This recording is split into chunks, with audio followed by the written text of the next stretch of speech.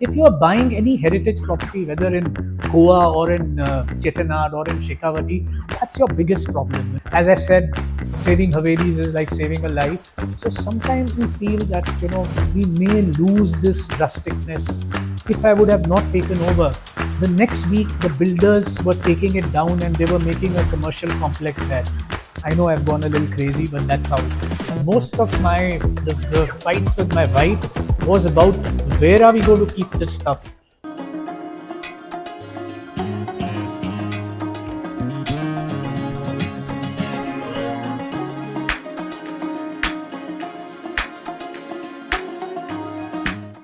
Atul Khanna, you are a collector of history, aren't you? Whether it's antiques or pop culture artifacts or even stories, especially stories encapsulated in beautiful houses like Havelis. So what I would like to know is, how did this collection and interest in history all begin? So I used to run the skill upgradation program for cold storages. Okay. And that took me to different villages all over the country. I was, this program happened all over the country, and I would travel to smaller places because these cold storages are mostly in the rural areas. And I discovered rural India, and I discovered that how beautiful it can be. And of course, I chanced upon Shekhawati, and then And you also discovered the antiques and the artifacts that you could buy in rural India as well. Absolutely. Rural India also has to offer so much. And I also realized, because I met the farmers and I met the rural, the people in rural India, I realized that there are huge opportunities also there. That's one of the things I realized. And when it came to really, doing something on my own, then I thought that, you see, in terms of opportunity, in terms of what you are doing, in terms of value for money, and I would say that a lot of people they don't realize that what rural India can really bring to you. So when as an entrepreneur, I thought that I should work in heritage, and I discovered Shekhawati. I realized that India is still one of those countries where you can own history. So tell me what it is about history and these objects that began it for you, collecting antiques and, as I say, pop culture artifacts, for lack of a better word. What is it that excites you about it? What specifically? Is it the story behind it or the beauty of the piece? I've been to one of your museums, and I have to say, walking through the rooms, you do just sort of think, oh, I want that, and I want that, and I want that. And actually, I have one piece that you have, one piece of art that you have. I have a copy, I have a version of. So we'll have to compare notes later. But what is it that thrills you about that? I think the whole idea that, because all these things, like I tell, like for example, if I buy a 4-poster bed from Calcutta, I'll tell you, like after a few years, it becomes more precious. But if you make a modern bed, you may have to pay something to throw it out. That's what I tell my children. So when you are, it's exciting, the adventure is exciting. I probably do it for the adventure, to go to the flea market or to go to these, areas where you can find antiques, So it's the adventure that pulls me to it. And I'm always interested in the story part of it, as you rightly said. So let's fast forward to the fact that you had this pastime that must have accumulated a lot of space in your house. And then I suppose you had to buy another house or two in order to... You are right, because most of the fights with my wife was about where are we going to keep this stuff. So finally, I thought it's a good idea, and I discovered Shekhawati. And I was at that time, like I'd reached the age when I thought I should retire from what I was doing and do something exciting, what my passion is. And luckily I traveled, and I'd stayed in heritage hotels. So the idea of a heritage hotel was there. So I took my Ambassador. I still drive an Ambassador. That's parked Of course at you do. Of course you drive an Ambassador. That's a yellow Ambassador I'm driving in Shekhawati. So and for those who don't know, Shekhawati is a region of Rajasthan, but one of its less well-known regions. Jaipur is the famous show pony of the state. But yeah, so not so far away from Delhi. I mean, I was surprised that I was discovering it so late in my life, but I discovered a area which is called Shekhawati. It is rustic Rajasthan and a very beautiful part of Rajasthan. And Shekhawati is known for all the Haveli architectures. The Marwadis, which is one of the most well-to-do community of India, most of the Marwadis come from that region, whether it is Mr. Mittal, the Steel King, or the Birlas, and many, many more, So they all come from that region. And the fascinating thing is that since they were from Shekhawati, they made their palatial homes thinking that, they of course moved away from Shekhawati, but they all thought that they're going to come back and retire in Shekhawati, which never happened. So it's such a beautiful area, all kinds of Havelis, everything what, architecture is, and the Haveli architecture is more than 2,000 Havelis at one point. But unfortunately, we are losing some of these Havelis. So just to tell you a little more on Shekhawati, Shekhawati is known as the Open Art Gallery. Oh, okay. Why? Because one of the ways to show off your wealth, or to show your wealth, was to make these palatial homes, and they all got painted. All these are the frescoes are painted outside the Havelis. So that's why the Open Art Gallery. So if you go anywhere, in these lots of villages, the popular ones are the Mandawa, the Navalgarh, Ramgarh, and many, many more, Dunlot. So you'll find all these fresco painted Havelis, and that's why they call it the Open Art Gallery. And there's always something new to discover whenever I go there. So what have been some of you say you do this because you seek adventures. Before we dig into the area and the rejuvenation that you're bringing to that area, tell me what some of your best adventures have been, and the pieces that you found, and what the stories were behind it. So Chetanat provides you a lot of adventure when it comes to old things, antiques. Shekhawati provides you, every time, since people know me there, so I keep getting some very, very interesting things. So something which I find very interesting is that all Shekhawati area, since the Marwadis were traders and business people, all of them kept their money in their safes, the valuables in the safes. The banks were not so matured at that time. Right. So sometimes you'll find somebody would find, when these Havelis open up, there are these locked safes, the tijoris, what we call in Hindi. So the only way to open, because it's very complicated, it's very, very advanced when it comes to opening them. No, it's not very simple to open these safes. So the person who owns it, or the dealer, when they find these safes, if they open it, the only way, if they cut it through, that is the only way. But these safes are so beautiful, so sometimes they will auction these safes, and the closed safe. So it's very exciting. Lucky so dip. what you find inside. So I know some friends who found something very, very precious. Of course, I've also found some interesting things in these safes. Like? So, well, I did find some beautiful paintings, and I did find some, things like that. But so these kind of excitements are always, they are always welcome, and that's an area where you even find some very beautiful. I'm very fond of Ravi Verma's. So they were the patrons, the Haveli owners were the patrons. So I found some very beautiful Ravi Verma prints. I'm still looking for a painting. I'll be extremely lucky if I find one. That's the one I have. I have the Peacock Ravi Verma that you have. Right? And Okay, yeah. Okay, so now tell me about these Havelis that you purchased and what you've done with them. So people talk about green buildings, and Havelis are actually green buildings. So the rooms come around the courtyard. So you find a lot of this Haveli architecture, which is really, even to tell you the size of the Haveli, whether it's a 1 courtyard Haveli, or a 2 courtyard Haveli, or a 4 courtyard Haveli, everything is around the courtyard. And it's an open courtyard, so there's enough light, there is, less energy required to keep it cool, and so it's a beautiful architecture. And mostly you would see in Shekhawati. I mean, at one point they had more than 2,000 Havelis, now much lesser, because some of them have disappeared. And also in Punjab, also in Old Delhi, you find a lot of Haveli architecture.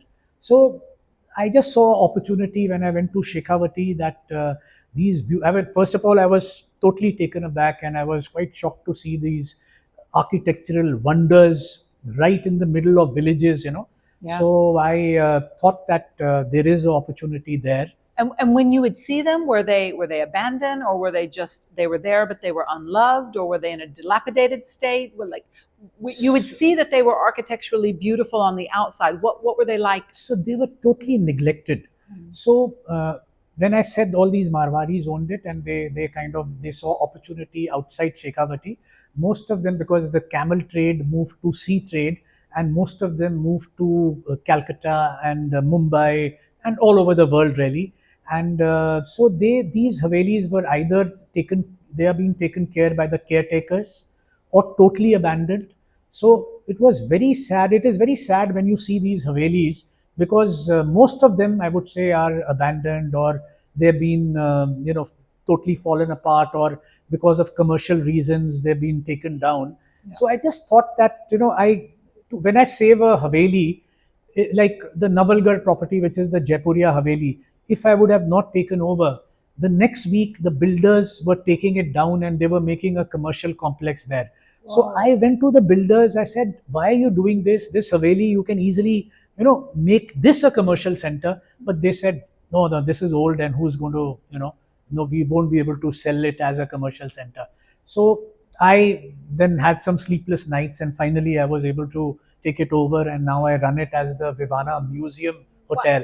Wait. So just days before it was going to be sold? 1 week before. Before it was going to be sold, or before it was going to be demolished? The builders had already bought the property and they were about to demolish it.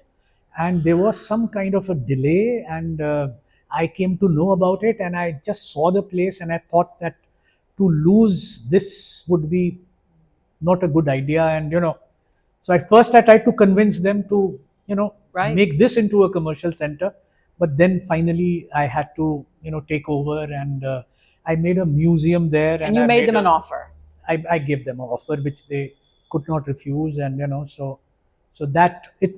I mean, to me, when I do, this is like when I save a Haveli, it's like saving a life to me. So I know I've gone a little crazy, but that's how it is. Yeah. And okay, and we're going to find out how crazy. So that was the first one that you bought. That wasn't the first one. Oh, that wasn't the first one. Yeah, that was something which I did just about 7 or 8 years back. And Okay. before that, I bought something. There's a sleepy village, very beautiful village called Chudi Ajitgarh, close to another famous village called Mandava. So I found these two adjoining Havelis, and they just spoke to me, and I knew they were for me. And as I said, I was wandering in my ambassador car till I chanced on these Havelis, and today they are run as Vivana Culture Hotel. I want to get into that, but first I want to know, they spoke to you. What were they saying? Were they old, elegant ladies of grandeur? Were they powerful titans of business? What were they speaking to you? I don't know. I mean, it was, again, this may sound very weird, but to me, I got all the signals that these are for me. There was some azan going on, and there were some temple bells. It was sometime in the evening. So I just knew it was very filmy, but I knew this is for me. I could hear the signs which were coming from above. I've got goosebumps. That's awesome. That's really sweet.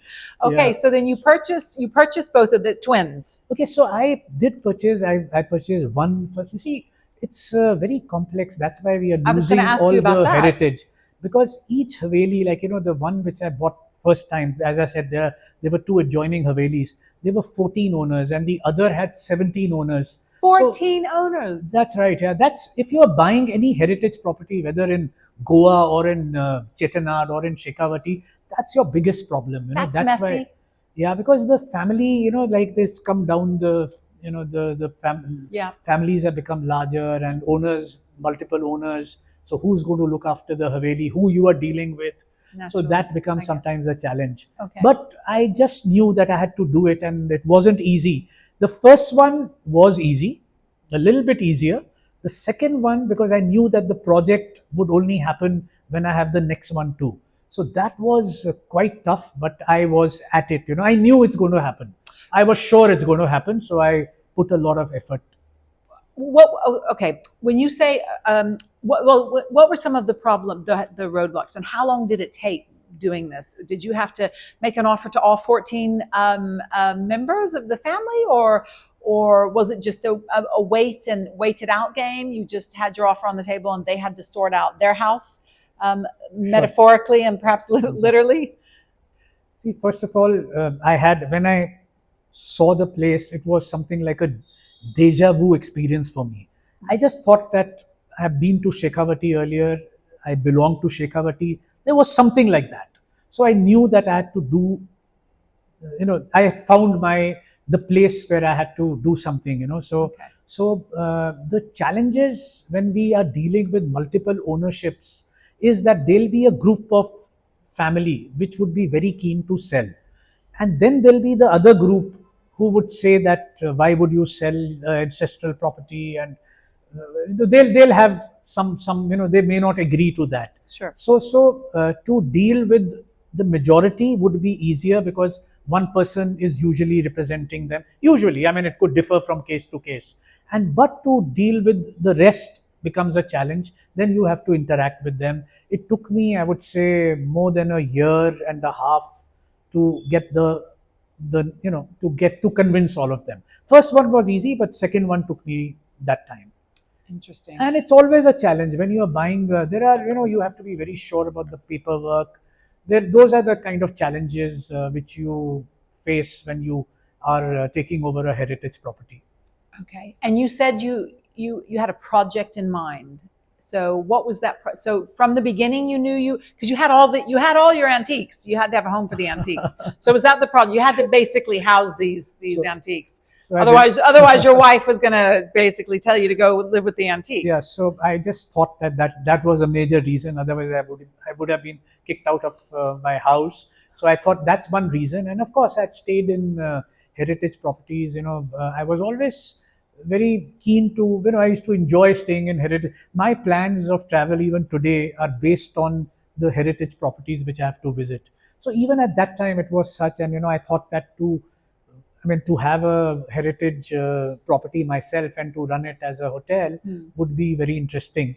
So I always thought that, and then later, of course, I realized that if you are developing heritage properties, you have to give it a adaptive reuse. So at that point, it was the hotel. Later, I thought, like I run Katika, which is a cultural center. I thought Delhi required that, and it's that part of Delhi where the communities are also staying, and we work closely with them. So I thought that it could be a cultural center. Then in Shekhawati, in Navalgarh, I also have a museum now.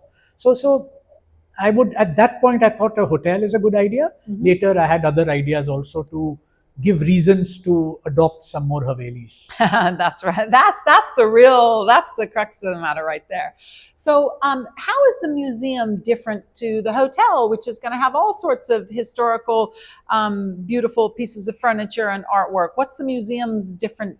So this is the Shekha Museum, which tells the story of Shekhawati, because there are so many stories, and some of them are getting lost also. So I just thought that this could be a place where I could collect all the stories of Shekhawati. So far, not that I've collected all of them, but I'm at it, and it's an ongoing thing. And there are folklores, and there are so many other things. The restaurant there, we call it Ambri.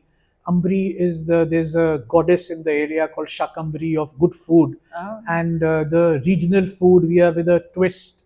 We have a local girl who was our head chef. Now she just got married, so she was the head chef, and with the local food we had so much of fun, and we made it a little different and with a twist. And that's what we started offering to the travelers. So they all not only the travelers, but even the children of that village and around. There are many schools there, so last week, 10 days back, was the heritage the day we celebrated with almost 200 children coming to our museum. So the museum tells you the story of Shekhawati and also the food experiences there. How does the food differ? We all know Rajasthani food. We love Rajasthani food.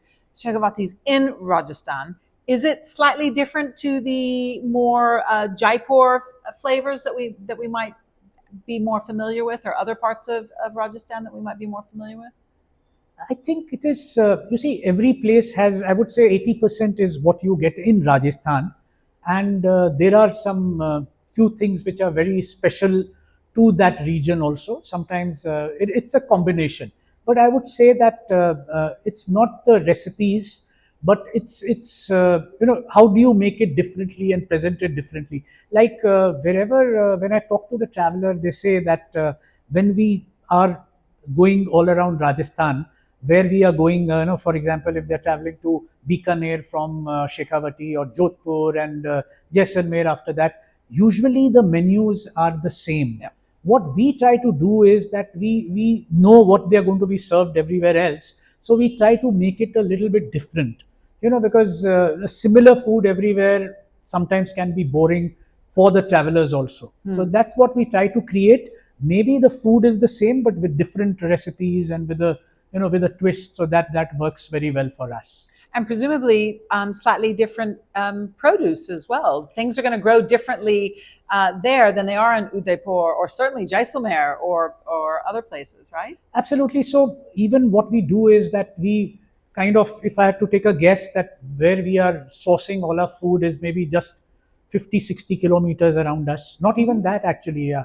So whatever is local, that becomes so much nicer. And sometimes we also have the Navalgarh ladies. There's a ladies group for special occasions. So these homemakers of Navalgarh.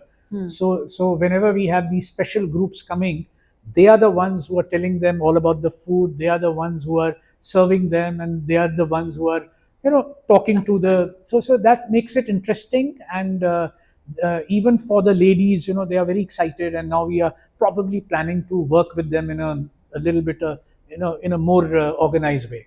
I love that, because that not only underpins their heritage, but their pride in their heritage, but also it's giving them, presumably, they're part of the tourism story then. And that's part of responsible tourism. You're including the local community in your endeavor to serve your tourists. I think this is what I learned. I mean, I realized that if you do any project in the village, you have to have the community with you. It makes you feel nicer. I mean, if there is something coming up, if they feel outsider has come in, and what have we got to do with it? That's not interesting enough. Like, I remember that when I started my first hotel, the kids of the area, they tried to play around with the branding, like all kids are. They were a little naughty. I recently noticed that somebody tried to do that, some of the kids, and the other kids said, "Don't touch it. It was like a sense of belonging, as if it's also their place." So it's very important. Like we are running programs. One of them is Virasat Ki Pathshala, which is heritage school. So they come to our museum. We tell them the stories about Shekhawati. We also talk about heritage, how heritage which they are surrounded with, because most of them are staying in heritage homes. So we just tell them how proud they should be about their heritage. And we also plan this program now to go to their schools, and to also tell them why they should be proud of their heritage.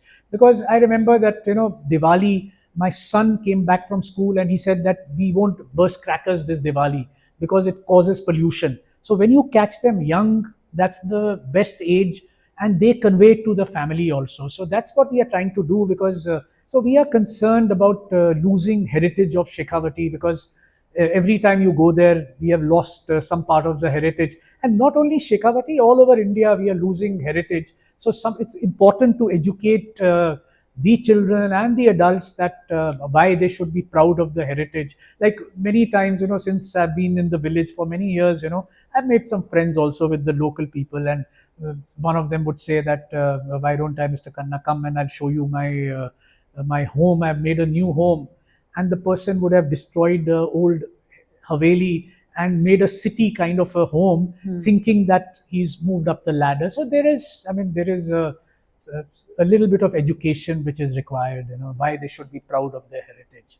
Well, and by the way, that is one of the reasons Village Square exists. because we are also trying to help save this precious heritage, so much of it which is in rural India, and people are starting to go and want to know more about it. So we're totally aligned on that, which is very nice. Absolutely, and it's not only, it's also tangible and intangible heritage. Absolutely. Because there are folklores, there are like Bhopa Bhopi are these musicians, and there are so many. And I feel that what every uh, place, a commercial place that comes up there, or any venture that comes in the village, we should become the patrons. You see, earlier we had all these the Maharajas and the landlords. They were the patrons for art and culture, but suddenly they all are gone. So art, culture, craft, we need patrons. And I think anyone, I would even say to the startups that if you become patrons, you will be any business you are doing, but it requires, these people require our help, and they're doing such beautiful things, and unfortunately it's all getting lost. So that's another thing we try to do. Like, I'm also part of Intact, so we have the craft mela, we have the skill upgradation, we have many activities, and I try to bring my villagers here and train them. They also, some of the craft, they need exposure, so we work with the Ministry of Culture. Whenever they are having their programs, we try to align their visits, and we try that if we can make them participate. So that's what we are trying to do. So that is important also for all of us. Absolutely. Talking of living heritage, you mentioned the music. Do you provide that kind of entertainment for some of your guests? Is there music? Is there any theater? And what about festivals? Is there a certain time of year where there's a very either regional or hyper local festival that's celebrated in Shekhawati? So Shekhar, you see, another thing we have to learn. We, as, I don't know how to put this, but living in the city, we've lost the essence of celebrations. We don't, like, a festival could be that, okay, it's a holiday today, we don't have to go to work. Okay, we'll do the puja, and we'll play, like, we'll celebrate it in a very small way. But for the villagers, it is a very important time. For example, the Ram Leela. We have, every village has their own Ram Leela, and it is very exciting. The whole village, because the villagers are participating, everybody is very excited, and for them that 8-10 days, when the Ram Leela is going to happen, is extremely important. So what we've started doing is that we have some Ram Leela tours also happening at and we, what happens is, when we get them tourists, they also get some support which is required, because to even organize a Ram Leela is not easy for them. So we are integrating, like, there are flying festivals. So we also align our tours something where they can enjoy with the locals. So festivals is something which, Holi is a very important festival. So we have at our hotel, we have a annual Holi celebrations where the tourist can feel safe and interact with the locals also. Okay, I am coming back because I just had family in town for Holi and wasn't sure where to take them. Okay, next Please time come we're coming to you. To Vivana next time, yeah. And what about, do you do any of, I mean, you're in the village, so is there also some sort of village immersion, some sort of tour where people can see the way, the Havelis is obviously the very high end, but do you show all aspects of village life? So what happens is that the most exciting thing is, you see, today the tourist is looking for experiences. So it's not about just, of course, staying in a Haveli is an experience. So we have there is something called Lakh. We have Lakh bangles, which are made in the village. So people, literally, there's a kind of a workshop which happens. There are the potters. There are even the simple things, when people are coming, they're getting the children even to go to a farm and see how what happens in the farm is exciting for them. And unfortunately, our children are not exposed to that. So that's an opportunity for them, and that experience becomes quite interesting to them. And there are times when, with our regular guests, so they'll say that we are going again, and it's not because of you, because our village friends are calling us. So when they wander around, then they even go to homes where they are welcomed, and they have meals with them, and they enjoy the whole experience. So that is what is extremely important.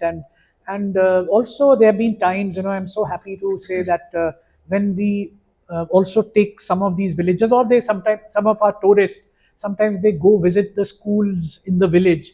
So two of our schools have been adopted by people who had stayed at Vivana, and they loved being in the school, and they've adopted those two schools at least. So I love that. that we feel nice about that. Absolutely, I love that. I can't imagine you're not just inundated with people coming for the weekend to enjoy all of this. Absolutely, yeah. You've got these two now. Why do you call them the twin Havelis? Because they are twins. They look alike, or they're opposite. It belongs to the same family, and they're next to each other. Okay. And so we call them the twin Havelis. Okay, so you've got the twin Havelis and the museum, and you're about to have another Haveli in Shekhawati. Is that right? There's a very interesting area called Ramgarh, and we are already working in Ramgarh. As I said, saving Havelis is like saving a life. So we are doing this in Ramgarh, and there is a very famous cenotaph. It's called the Ram Gopal Chhatri. So we plan to also do some, like we are doing in Kathika, a cultural center is also coming up there. So the idea is that, as I said, that people are looking for experiences, they are looking for, the thing is that most of the tourists, especially from overseas who are coming, stays there for one night only. And I spoke to the travel agent. I said that why only one night? Because then they go to Bikaner and Jodhpur, and they said we see the beautiful Havelis, they are really pretty, but sometimes we want to do more things. So that's what we are working on at the moment. That if we can increase their stay by one night more, I think the whole region is going to benefit with that. Not only us, but along with other people, we are trying to make some more experiences, build some more experiences, so that they enjoy and they see the real Shekhawati. Sometimes the only fear which I have is that Shekhawati is very rustic. It's different from Jaipur and Jodhpur. They are like cities. So sometimes we feel that we may lose this rusticness. If that's a right word, I'm not sure. But I think the beauty is that it stays rustic. Oh, I totally agree. And are you saying that you fear that you'll lose the rusticness, like with more people coming in? I think so. See, it's a double-edged sword, like Right. more people are discovering Shekhawati, That's more always- people are coming. So that is one of my worries. This is what keeps me up at night too. I have seen so many amazing places in India, and I want to shout from the rooftops and tell people about them. But then I'm like, but I don't know if so many people should go and see it because they're so precious and fragile. But sticking with things to do for tourists, I will say as a parent and as somebody who loves the outdoors, I mean, if you could throw a few hikes in there where, you're with a guide perhaps, so that there's no worry about the wildlife, because nobody wants to get bit by a snake. But if you can have a hike and a bike ride, even, I don't know how smooth the ground is, it might be impossible, or the small village roads, and a picnic, I think people would want to stay. I would definitely want to stay an extra day for that, because when you're in the city, especially for internal travelers, you're stuck in the city.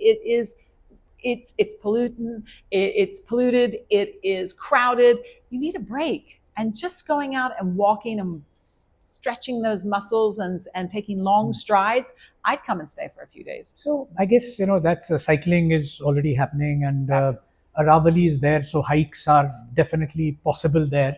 And we believe in experiences, as I said. So the other day I had a guest who said that I've never sat in a train in India. Okay. So I said, okay. So we dropped him at one station and picked him up from the other station. Oh, sweet. That itself became an experience, Lovely. Or like, I have done, when you travel to Europe and all, you say there is strawberry picking, which happens, So I said, we had a very special group of diplomats coming from Delhi. So I said, what about chili picking? So we went to a farm, we were doing chili picking, and we sat under a tree and we made some pakoras. All of them were not chili because, but that itself became an experience. Now we do it too, we give that experience too. So I guess being a rustic area, there are so many experiences which we can give there. So that is the Love it. beauty of a place like Shekhawati. So now tell me, you also, of course, have a fabulous couple of Havelis in Delhi. I had the pleasure of going to see them.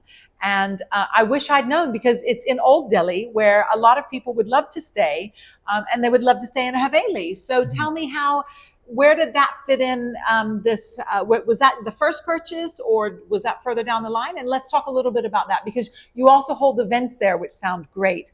Because wouldn't it be great to bring some of your wonderful cooks or musicians or storytellers, some of those lovely women that you were talking about who love their heritage, from Shekhawati for evenings or weekends in Old Delhi, where somebody sitting in urban India can enjoy a little bit of rural India? Exactly. So yes, that's kind of collaboration we're already working on, and we've already done it also. So Old Delhi, it came after my first project, which happened in Shekhawati. So I read an article. At that time, I was in Chudi Ajitgarh in Shekhawati, and I was already had that venture there. But then I read a newspaper article in one of our newspapers, Times of India, which said that the disappearing Havelis of Old Delhi. And my family, both my mother and father, are from Katra Neel, which is in Old Delhi. I was also born in Katra Neel, Old Delhi. So when I read the article, I thought that I should do something for Old Delhi also, since I belong to Old Delhi. And I went looking for the Haveli which was mentioned in the article itself, and that is the Neem Haveli. And these are also twin Havelis. So one is the Museum Haveli, one is the Neem Haveli. So I found the Neem Haveli through the article, and it had fallen down, and I took it as a challenge. By then, I had learnt a little bit of restoration through the local Shekhawati masons and the other local people in Shekhawati. So I thought that I could bring it back to life.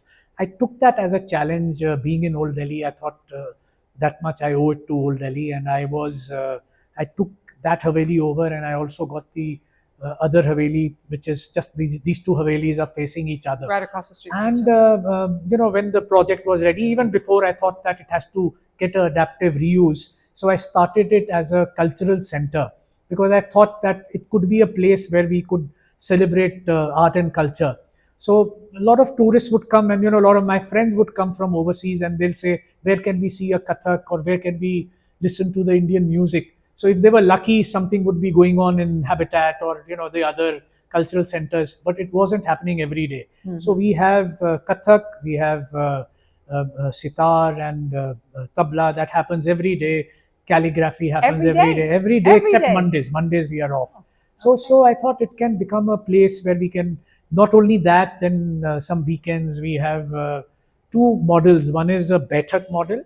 One is so the Baitak model is that when a historian comes in, or you tells you all about Old Delhi, or when there is it's a Baitak model for all about mangoes, all about tea. So we have different things which are happening, and so that is the Baitak models. And then we have something where we celebrate music. That is the other model, where we'll have a Sufi night, or all kinds of music we celebrate.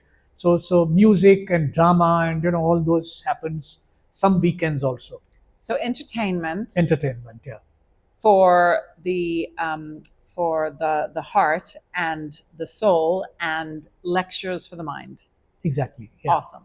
Love and that. Slowly, it was a challenge to start with, but slowly we are building a tribe, and it's so good to see when people come back, or when they inquire what is happening. And so the Mehfil model is what we call the entertainment also. So Mehfil is and it's not even restricted now to only the Sufis and what happens in India. We also had an opera evening, and so all kinds of things happen there. And food also. We are surrounded with food. Like I, belonging my earlier, as I said, I've spent some time, and I'd gone back to Old Delhi so often. I thought that I knew every food in Old Delhi, but every day when I go for a walk, I find something different.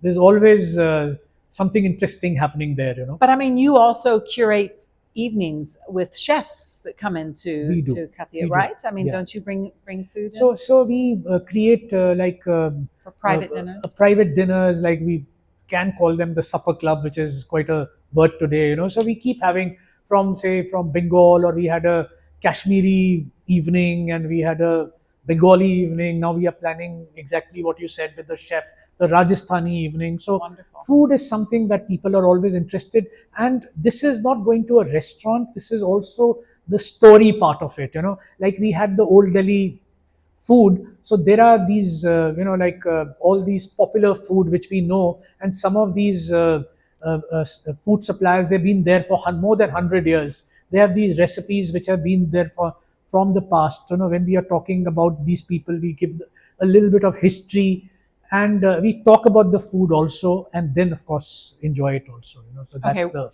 we're gonna have to talk about this, because this is something that Village Square has done and wants to do more of as well, especially as we have so many inroads with different communities that are very far flung. And food, I feel, is the universal language. Sure. It's the one thing that we all speak and we all know and all understand and love, even if we don't know how to conjugate exactly every little bit. So what's next? So next, as I said, is the Rajasthani, you know, evening which we are going to have, where we are going to get some of our artists and our craft people and the food also. I'm only sorry that I'm not doing this interview with you at Shekhawati. Can I invite you to Shekhawati? Yeah, I've been waiting for it this whole time now. I would love to invite you, and maybe we can carry forward the interview. I Yeah. would love that. Maybe a little walking, talking one. Yeah. Why not? And I would like to, you know, make you see Shekhawati with my eyes, and you know. So I discovered mostly Shekhawati. Like I'm a wanderer. So I was during the, you know, COVID, I was thrown out of my house because they knew I'm going to wander around. So that time COVID had not hit Shekhawati that much, and I spent a lot of time, almost 2 years, living there and discovering so many things. You know, that was a very sad time also, because we lost so many friends, and you know, but also to me, that's the time when I discovered Shekhawati. I love that. I love that. I want to see it. I want to wander around. I want to get the tours, the cycling, the food, all of it. Sign me up. So let us continue this conversation again. But can I just say that I love what you're doing, and I wish there were more people like you, and maybe you'll inspire more people to pick up an old property that that they can rescue. And rescue, as you say, rescue a life and breathe some life into it. And I love your idea that this is what some of the successful startups or new industries of India could really do, maybe with their CSR or maybe just for fun. Adopt some heritage sites and try and bring some life to these hidden heritages, the hidden heritage gems that pepper rural India. I think so. I think, see, I've got inspired by other people, and I already know that Kathika kind of a model is coming in different cities and old buildings. So I'm very happy to know that, and to, if I've got inspired from others, if others get inspired from some of our projects, I'll be very, very happy, because we need to save the heritage. It's so important to save the heritage. Absolutely, and the stories that come and with the it. stories, yeah, like tangible and intangible heritage. Yeah. Both needs, you know, people to work on it and to save them, really. Little bit of love and compassion for these intangibles goes a long way. Yeah. Atul Khanna, thank you very much for your time, and thank you for watching. If you liked it, hit the little like button. You can also share it, and why not drop us a comment as well. See you next time on the Village Vibe podcast.